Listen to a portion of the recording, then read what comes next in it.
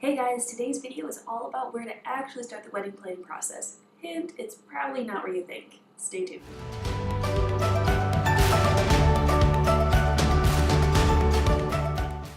Hey guys, I'm Stephanie. I'm a wedding photographer here in Michigan, and today, we're talking all about where you should actually start the wedding planning process. You see, most people think it's with your date, it's with the number of bridal party you want to have, it's with the theme of your wedding. Actually, that's not at all where you start. You actually start with expectations.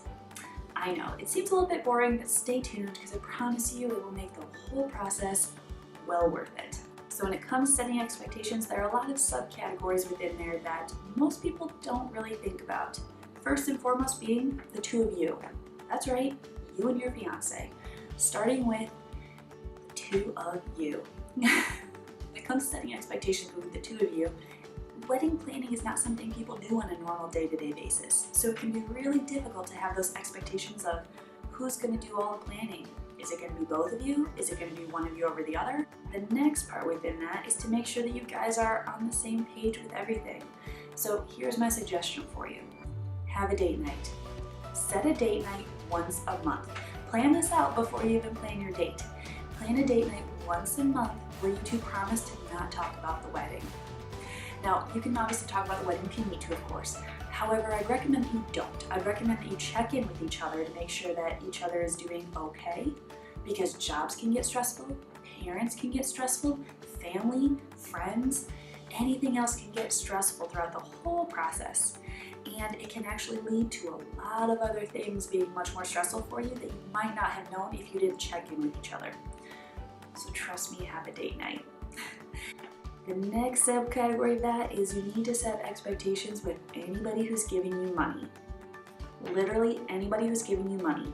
What do they want done with that money? How do they expect it to be spent? And also, do you think they're really going to change their mind throughout the process? I'll get more into that when it comes to maintaining expectations, but just keep that in mind for right now.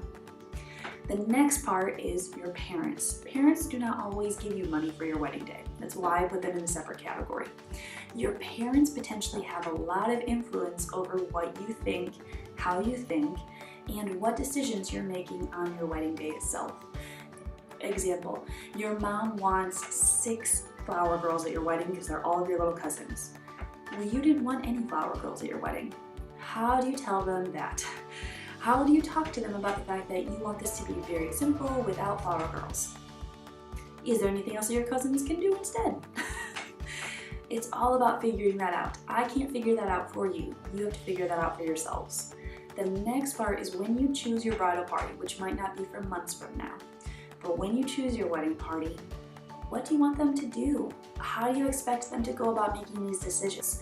But you want to make sure that they're involved. You want them to be really excited for your wedding day and help out in some way. Is there anything that they can do?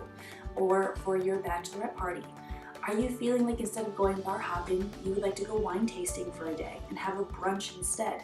How do you communicate those thoughts and decisions instead of just pushing it all up on somebody else? Trust me, setting those expectations beforehand makes a world of difference. That goes for guys and girls too. Both sets.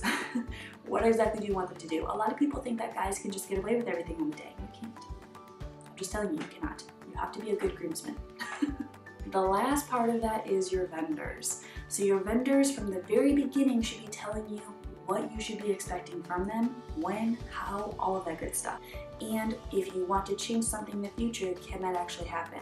Now, the next part of that, which I kind of already hinted at, is maintaining those expectations because, as you know, people change their minds and even you might change your mind. So you might change your mind on you thought you were going to want a sweetheart neckline, as it turns out you really want something else. And whoever is giving you money might change their mind from do whatever you want to your wedding to, you know, the rehearsal's really important to me instead. Can I spend more money on that? And you guys make up the difference elsewhere in your wedding. It's really going to be difficult to kind of maintain those expectations, but you have to trust me that you have to do it. These are uncomfortable to maintain throughout the whole process.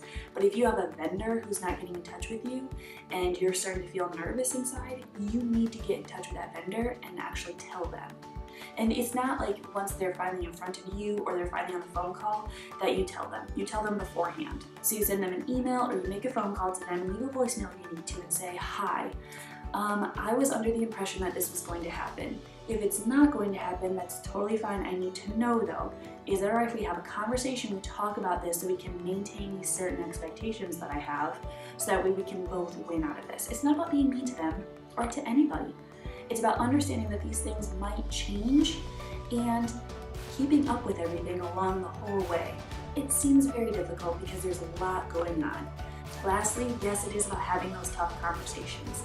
It is about the fact that, like, if you are having some difficulties with your parents or your parents-in-law, and they have certain expectations for what they want done, and they are pushing their opinions on you, and you don't feel comfortable with those, it's about having those conversations. I don't know exactly how to start those conversations for you, unfortunately, but I can say that coming into it, having an open mind and having it being an understanding that, look, we love you, we care for you, we respect your opinion, but we do not feel that this is right for our wedding day. We want to have a conversation about it in a non-judgmental, non-controversial way.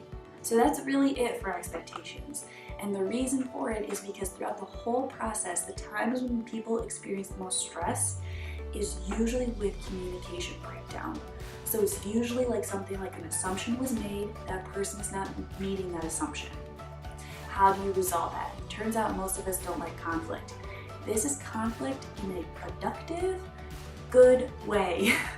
I promise you, I know that it's not the most fun topic to talk about, but it really makes the biggest world of difference as you go through this whole process. So, sorry to be kind of a Debbie Downer today, but trust me, it's so good. So that's all for today. I hope that you can set and maintain the expectations in your life, especially because your wedding day should be amazing for you. And if you can make it a little bit less stressful, why not do it? Stay tuned next week when I talk all about what you should look for in a wedding venue, and it's not those big overarching things. These are the little details that sometimes get forgotten. See you next week.